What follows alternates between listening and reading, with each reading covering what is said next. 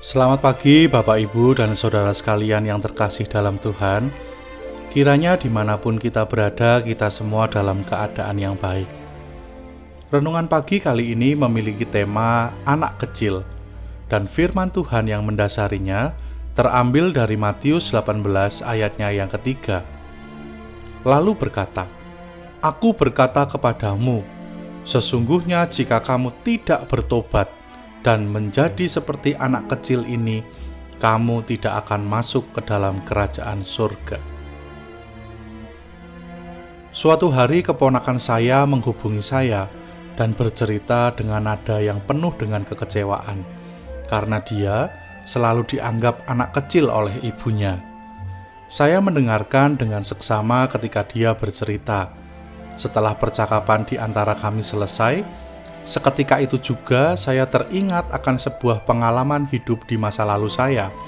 Saat itu saya baru lulus SMA. Pernah suatu kali saya curhat kepada majelis gereja yang berusia kira-kira 50 tahun. Saya bercerita persis dengan apa yang diceritakan oleh keponakan saya pada saya. Dengan sangat jengkel dan kecewa, saya juga bercerita kepada majelis tersebut. Kenapa ibu saya selalu menganggap saya sebagai anak kecil? Dan ketika itu beliau menjawab, "Kamu tidak usah kecewa dan tidak usah jengkel. Selagi kamu punya orang tua, kamu pasti akan selalu dianggap anak kecil. Lihat, Om saja yang sudah berusia tua seperti ini masih selalu dianggap seperti anak kecil. Makan masih disuruh oleh mama dan selalu diberi pesan, kalau pergi jangan sampai larut malam. Seolah-olah Om ini adalah anak kecil yang tidak tahu kapan Om harus pulang. Seolah-olah tidak ada kepercayaan." Meskipun jawaban saat itu tidak membuat saya puas, tetapi jawaban itu saya pegang hingga sekarang.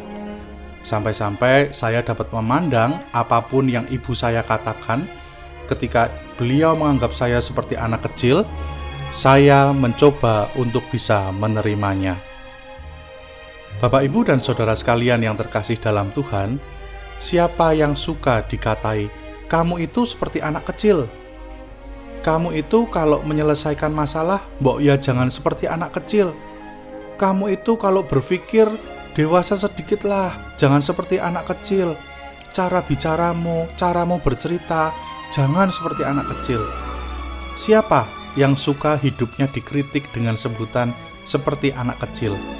Saya yakin banyak dari antara kita tidak suka disebut demikian. Namun dalam bacaan Injil hari ini, Tuhan Yesus justru berkenan dan memandang istimewa keberadaan anak kecil. Keberadaan dan kebiasaan anak kecil diperhadapkan dengan keberadaan orang dewasa.